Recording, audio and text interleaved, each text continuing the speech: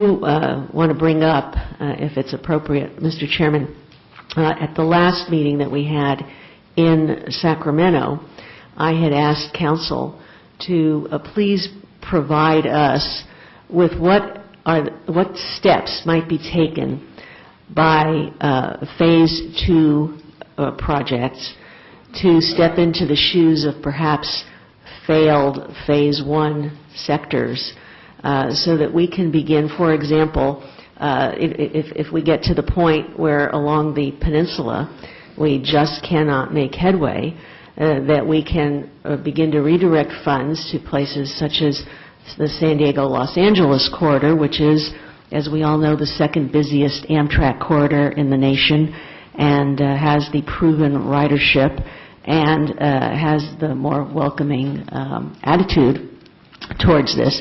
So I was just wondering, Mr. Van Ark, if perhaps Council might be ready to answer that, and if so, I'd like to hear it, please. Good morning. Good morning, Amy Amy. Wynn from the Attorney General's Office.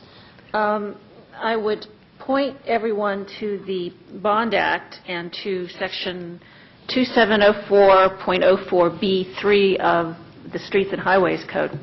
I think, and again, I need to preface this by saying that I am not speaking for the Attorney General herself. I'm giving you the legal opinion based on my best estimate of it.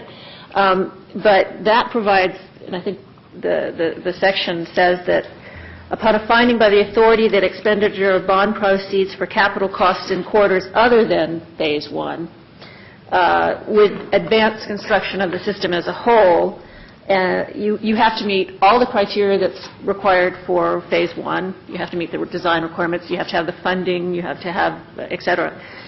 But I think your scenario where you talk about if, for instance, litigation or something else prevents you from going forward with Phase 1, and you have the money and the ability to go forward with non-Phase 1 sections, that would seem to me not to be inconsistent with this provision. So my answer is, if you, as long as you are not affecting, the critical part is if you're not affecting the development of Phase 1 for whatever reason, then you may proceed outside of Phase 1.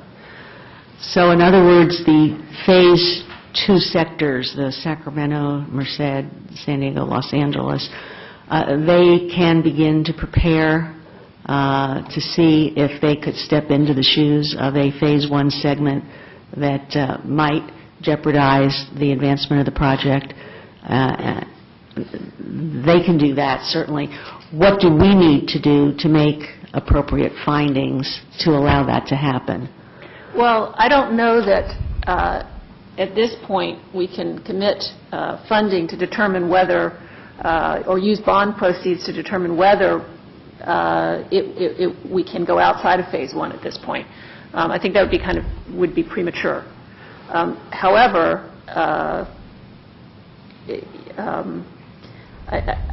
think we're concentrating on the initial construction section, and it's some way down the road for us to look at going outside Phase 1.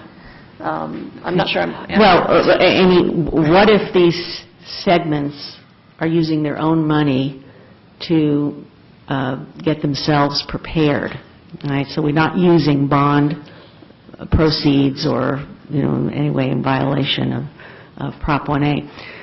What do we, as an authority, need to do? What kind of findings do we need to make to say, okay, this section of Phase 1 is not going to go forward because of litigation, holds of various kinds, legislative action of various kinds.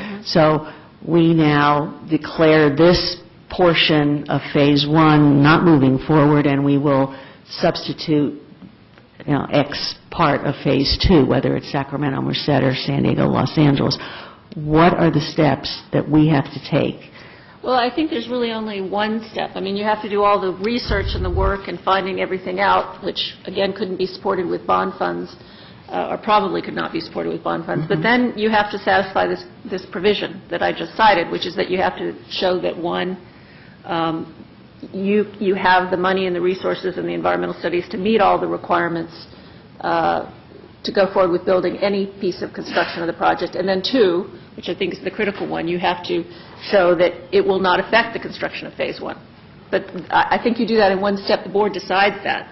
The question is that before that, you're going to have to gather all the information and have the studies. So the first step is not finding that the particular segment of Phase 1 it will jeopardize the moving forward of the project. I mean, can we make a finding, for example, just hypothetically, that what is going on in the peninsula is keeping the project from moving forward in a timely fashion, and therefore we're just going to say, okay, we will stop on the peninsula and look elsewhere.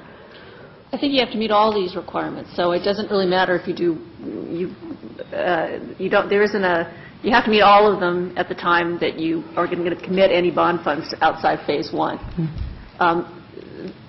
Okay.